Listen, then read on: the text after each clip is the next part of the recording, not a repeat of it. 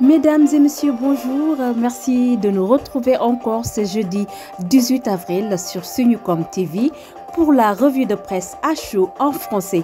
Vous aurez toujours les grandes lignes de l'actualité économique et politique sénégalaise. Commençons par l'agence de presse sénégalaise par la lettre du ministre de la formation professionnelle, porte-parole du gouvernement Amadou Moustapha Diek Sarré. Le Conseil des ministres s'est tenu ce mercredi 17 avril 2024 au Palais de la République sous la présidence du chef de l'État, son Excellence M. Bassirou Diomaye Diakhar Faye. À l'entame de sa communication, le président de la République a adressé ses sincères remerciements au Khalif général des Mourides, Serigne Mountakha Bassirou Mbacké, et au Khalif général des Tidjanes, Serigne Babacar Sy Mansour, pour l'accueil chaleureux, les prières formulées à l'occasion des visites de courtoisie et les cadeaux de grande valeur et de haute portée symbolique le lundi 15 avril 2024, respectivement à Touba et à Tivaouane. Le chef de l'État a informé le Conseil qu'il poursuivra ses déplacements dans les autres cités et foyers religieux du Sénégal en vue de prendre en compte d'une part leur modernisation en termes d'infrastructures de base, voirie, eau, assainissement, électricité, téléphonie, et d'autre part de réaffirmer son engagement constant à améliorer la vie communautaire et religieuse pour un Sénégal juste et prospère dans la paix, la stabilité et la concorde nationale. Le président de la République a aussi informé le Conseil qu'il a créé à la présidence de la République une direction des affaires religieuses et de l'insertion des diplômés de l'enseignement arabe composé du Bureau des affaires religieuses et du Bureau de l'insertion des diplômés de l'enseignement arabe. Suite à la mise en place du gouvernement le 5 avril 2024, le chef de l'État a informé que l'inspection générale d'État va dresser un pré-rapport et un rapport définitif sur chaque passation de service. En attendant, le président de la République a demandé au Premier ministre, en liaison avec les ministres, de faire le point sur toutes les passations de services effectuées dans les ministères et d'élaborer avant fin avril 2024 un rapport exhaustif sur les constats et les propositions relatives à la situation sectorielle, administrative, budgétaire et financière dans chaque ministère avant toute initiative ou action gouvernementale d'envergure. Le président de la République a insisté avec le Premier ministre sur l'impératif pour chaque membre du gouvernement de suivre les procédures fondamentales de validation concernant les orientations politiques de l'action gouvernementale ainsi que les modalités de communication indiquées à cet effet. Le chef de l'État a demandé dès lors au Premier ministre de veiller en permanence au respect strict des règles de pilotage, de conception, d'exécution, de coordination et de suivi-évaluation de l'action gouvernementale et des politiques publiques en particulier. S'agissant de la supervision et de l'évaluation des politiques et programmes publics, en cohérence avec les dispositifs institutionnels relevant des prérogatives du Premier ministre, le président de la République a informé le Conseil de la création à la présidence de la République d'un bureau d'intelligence et de prospective économique, ainsi que d'un bureau de suivi-évaluation des projets et programmes qui va assurer le monitoring des directives présidentielles et du projet. Le président de la République a insisté sur l'urgence de finaliser le plan d'action du gouvernement avec un agenda précis de réalisation des objectifs de souveraineté dans les domaines économiques, culturels, sécuritaires, alimentaires, monétaires, numériques et pharmaceutiques. Le chef de l'État a demandé au ministre de la Justice, garde des Sceaux, de finaliser avant le 15 mai 2024 un projet de loi sur la protection des lanceurs d'alerte. Dans le même sillage, il a ordonné, au-delà des audits et des missions périodiques de vérification dans les ministères, l'organisation annuelle de missions de contrôle dans les institutions constitutionnelles. D'ores et déjà, le président de la République a instruit l'inspection générale d'État de mener une mission de contrôle des services de la présidence de la République dans les meilleurs délais. Le président de la République a notamment ordonné la publication des rapports de la Cour des comptes, de l'inspection générale d'État et de l'OFNAC des 5 dernières années 2019, 2020, 2021, 2022 et 2023. Le chef de l'État est revenu sur la politique de transformation de l'administration publique. Il a rappelé à cet effet les principes partagés du Jub Jubal Jubanti afin de bâtir une administration performante au service des Sénégalais et des intérêts du Sénégal. C'est le sens de sa lettre numéro 87 PRSP du 8 avril 2024 adressée aux fonctionnaires et agents de l'administration du Sénégal. Dans cet esprit, il a demandé au Premier ministre de préparer un projet de décret relatif à l'appel à candidature pour certaines hautes fonctions dans les secteurs publics et parapublics.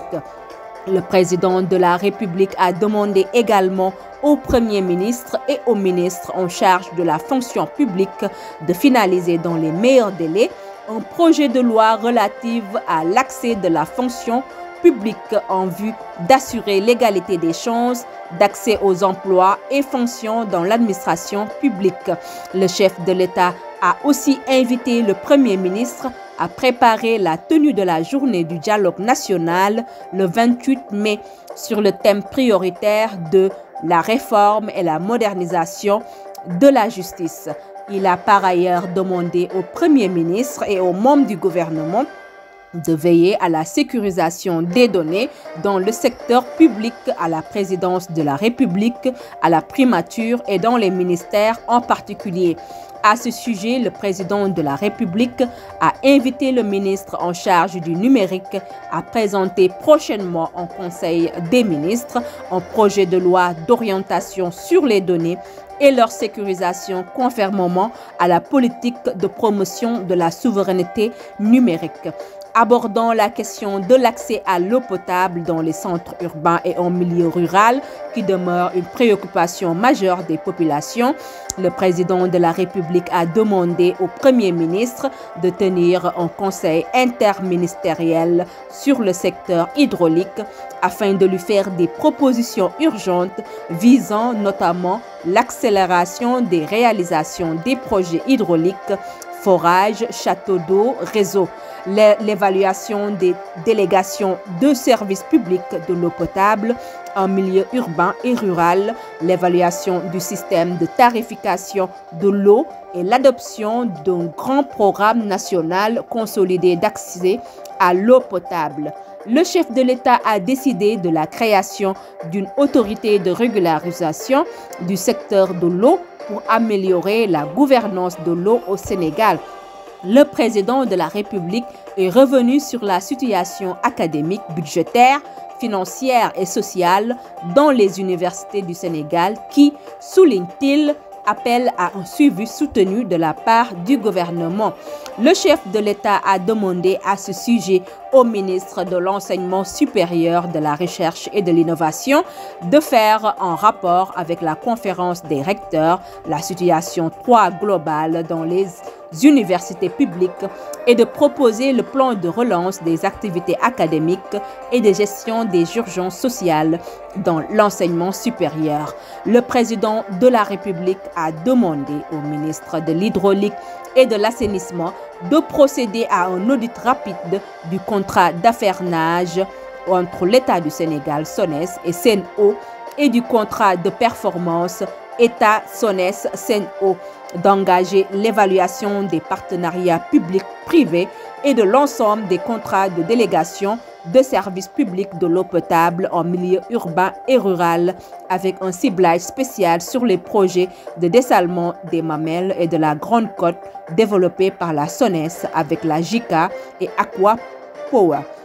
Le chef de l'État a demandé au ministre des Pêches et des Infrastructures maritimes et portuaires de faire le point sur le dossier de la concession des chantiers navals de Dakarnave, l'évaluation de ses activités et des mesures prises par l'État avant la fin de la concession prévue en juin 2024. L'édification du port multifonction de Ndayane avec DP World et de procéder à la revue de tous les projets et contrats dans le secteur maritime et portuaire.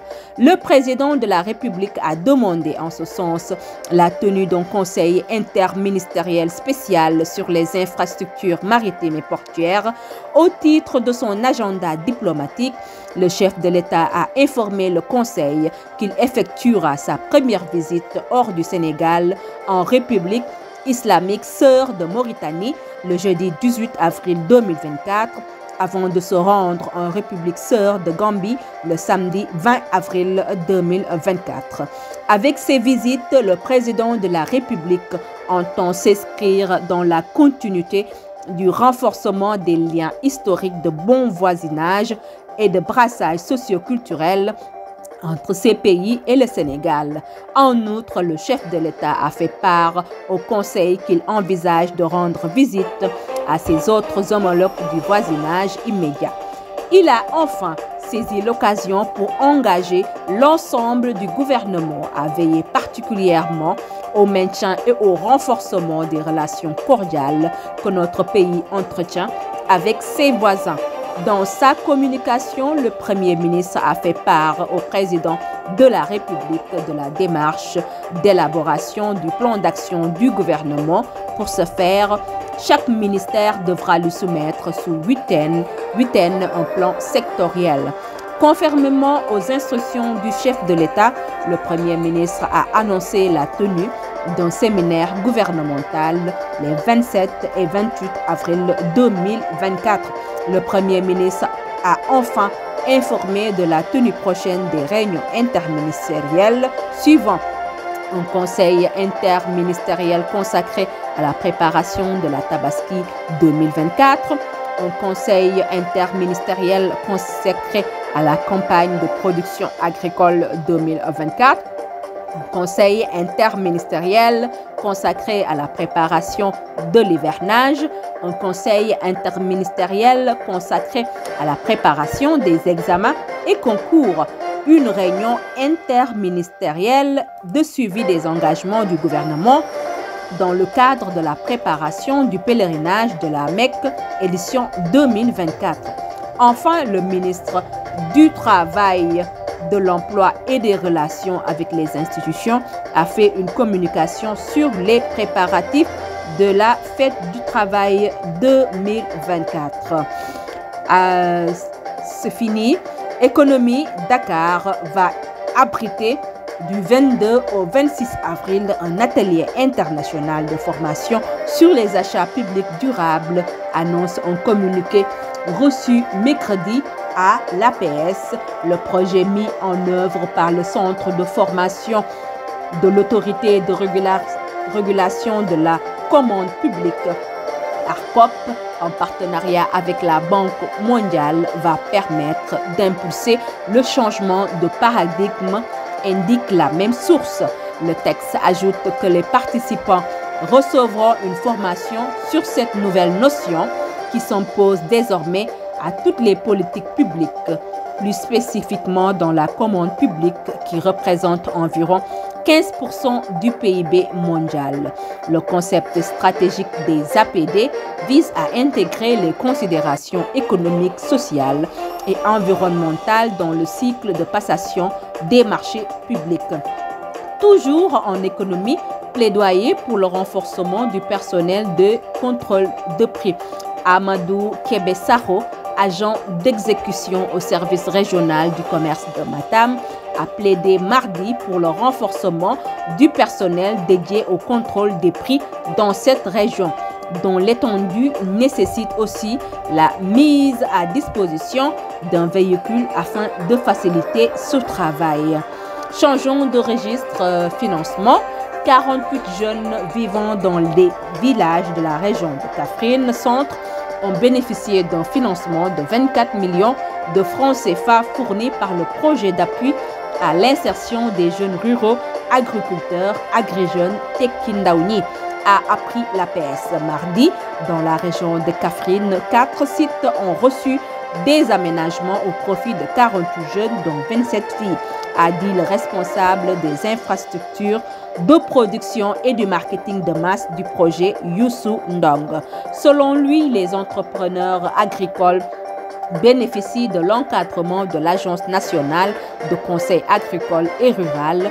L'objectif du projet est d'aider à l'insertion socio-professionnelle des jeunes vivant en milieu rural, a expliqué Youssou Ndong lors d'une visite de journalistes sur les sites de production maraîchère de Nganda, Tchamen, Kachot, Ngodiba et Kahi en présence du directeur régional du développement rural de Kaffrine, Mamadou Badiane.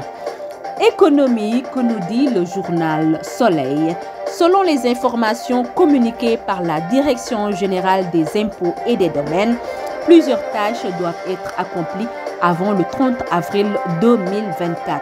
Paiement du deuxième acompte provisionnel, cela concerne l'impôt sur les sociétés et l'impôt sur le revenu. Déclaration de la contribution économique sur la valeur ajoutée, celle valeur ajoutée. Cette déclaration est également due à cette date.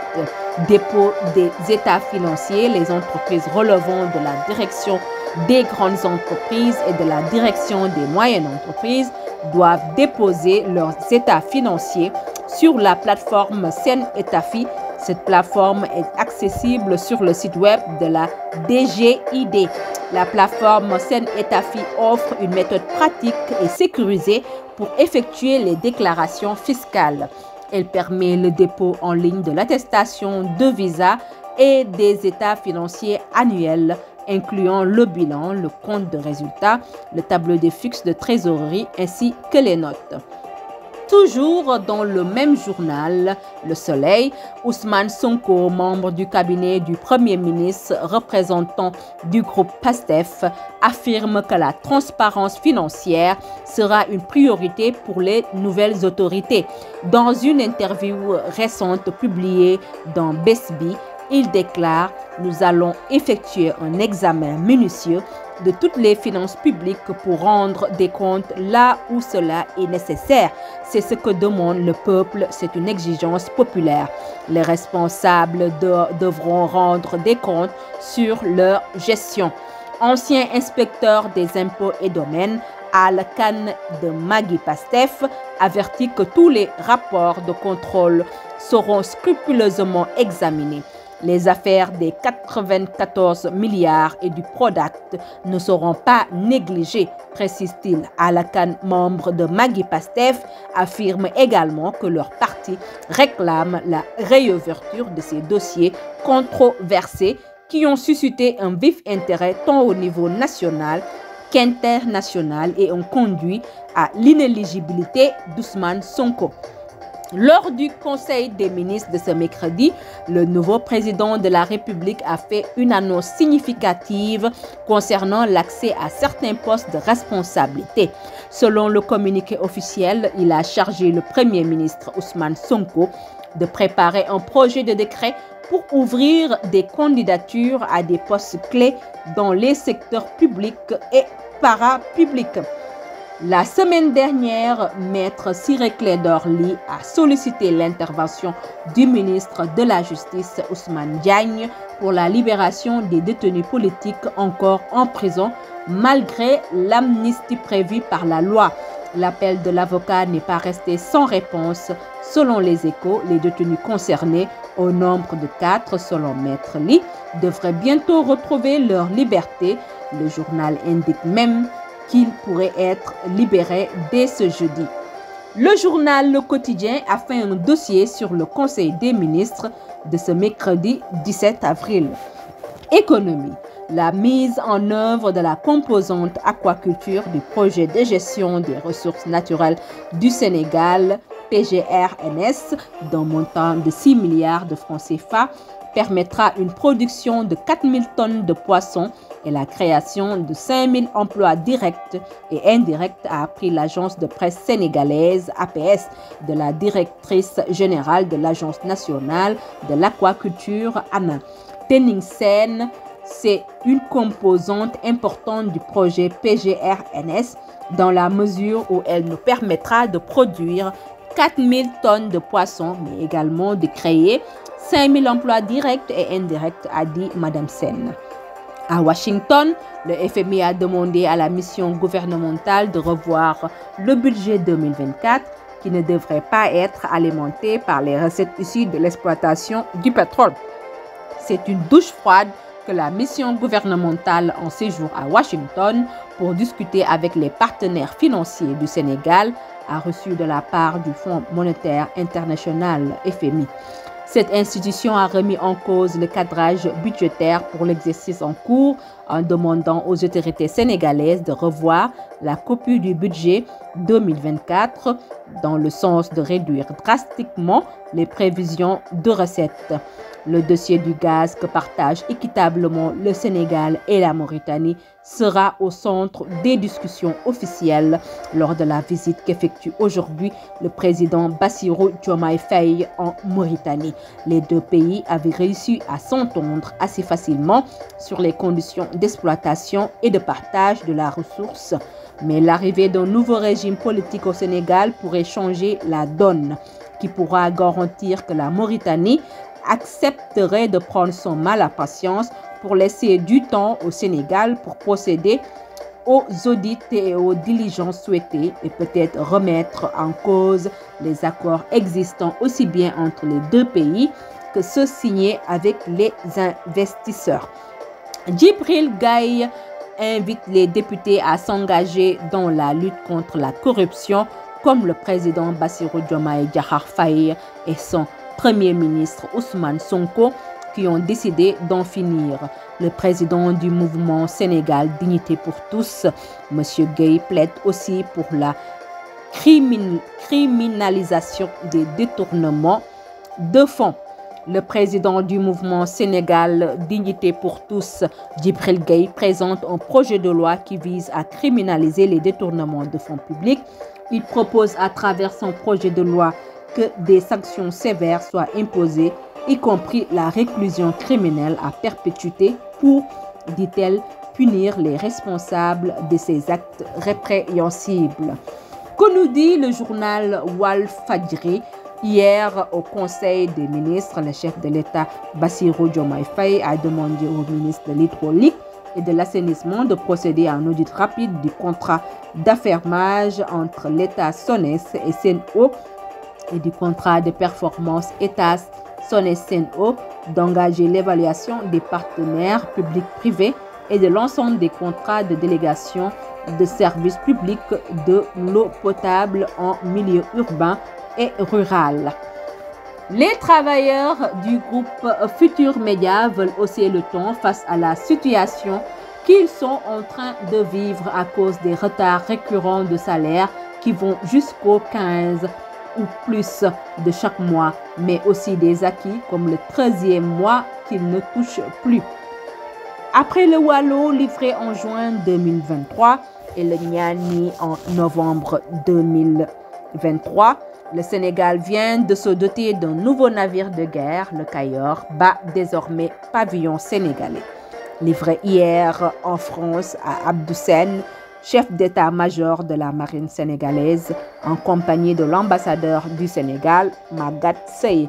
Le Cayor est le dernier des 3 patrouilleurs hauturiers de 62 mètres commandés au chantier naval Pirou.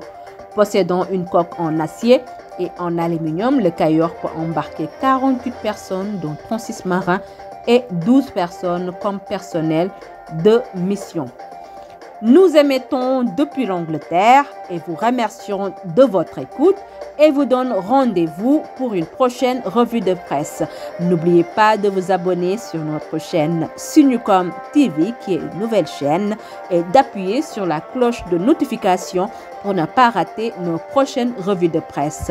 Sunucom TV, toute l'économie et la politique sénégalaise en miniature.